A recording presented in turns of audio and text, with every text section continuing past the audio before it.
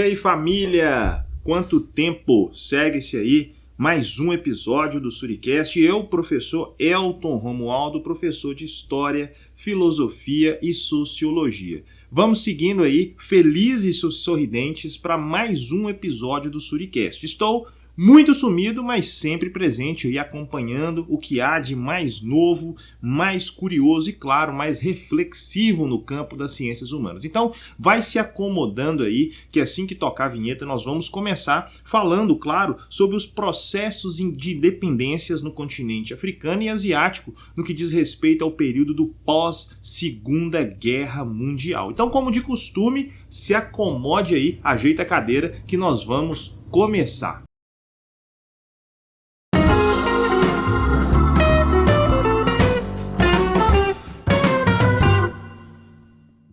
Então, vamos ao que nos interessa. Bora, família, falar um pouco sobre a independência na Índia e na Indochina. Mas antes de começar, vamos só recapitular, lembrar algumas coisinhas que são importantes. A começar dizendo que os impérios coloniais não resistiram, às guerras totais no início do século XX.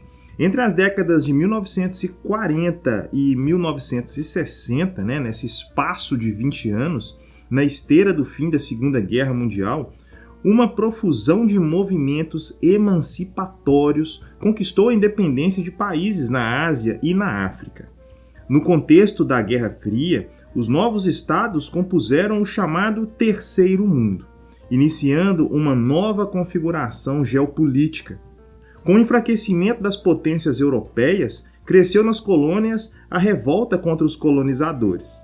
Desde os anos de 1930, para se ter uma noção, o colonialismo encontrava-se em franca decadência, com exceção daquele exercido pelo Japão e pela Itália.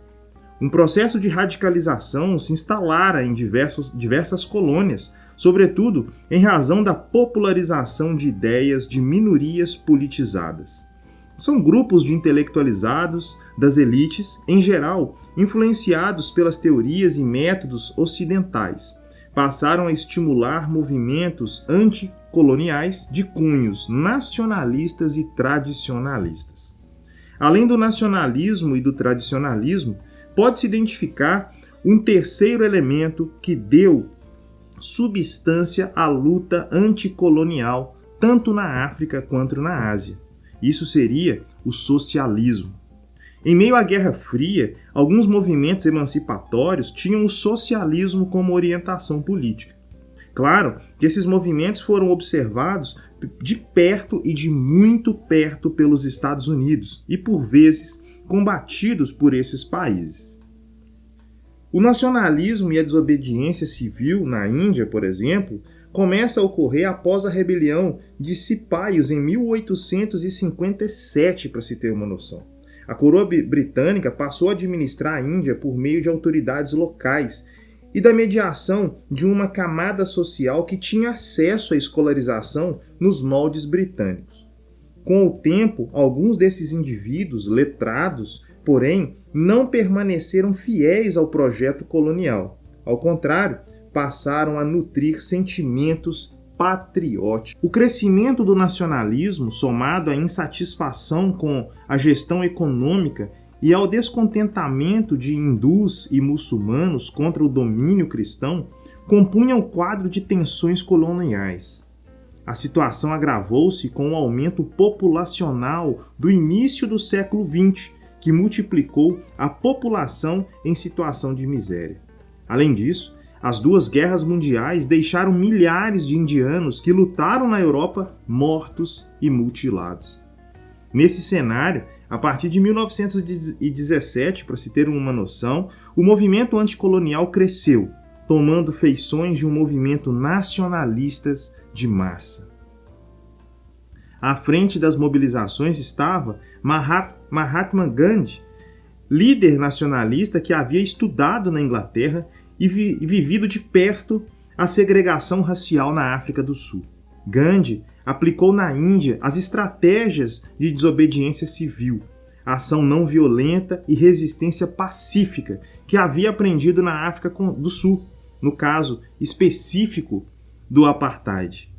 Sob sua liderança, o movimento ganhou milhões de adeptos que passavam a lutar pela independência da Índia, por meio de greves de fome, boicote contra produtos britânicos, ocupações e protestos pacíficos. Aos poucos, Gandhi posicionou-se como um mediador indispensável entre os grupos internos e as autoridades coloniais. O processo de independência começa mesmo em 1942. E aí eclodiu um movimento pela retirada da Índia da Segunda Guerra Mundial. Em 1946, já se admitia a perda do domínio colonial por parte do Reino Unido. Com a independência prestes a se concretizar, as autoridades indianas encontraram um impasse. Para uma parte da população, a melhor opção seria a divisão entre dois estados, um de maioria hindu e outro de maioria muçulmana.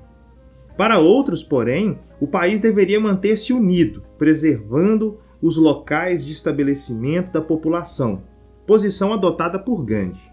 A impossibilidade de chegar a um acordo levou à partição da Índia em 1947. Formaram-se a União Indiana, 3 anos depois convertida em República da Índia, sob orientação hindu, e o Paquistão, de orientação muçulmana. A decisão de partição da Índia acarretou um processo de migrações e conflitos violentos, no qual o assassinato de Gandhi, em 1948, está inserido. Então, família, esse foi o nosso curto, breve e objetivo episódio de hoje do Suricast. Espero que vocês tenham gostado e tenham entendido um pouco sobre esses processos de independência, sobretudo da Índia. Seguimos para os próximos episódios, onde falaremos um pouco mais dessa temática. Beijos no coração, forte abraço, tchau e obrigado.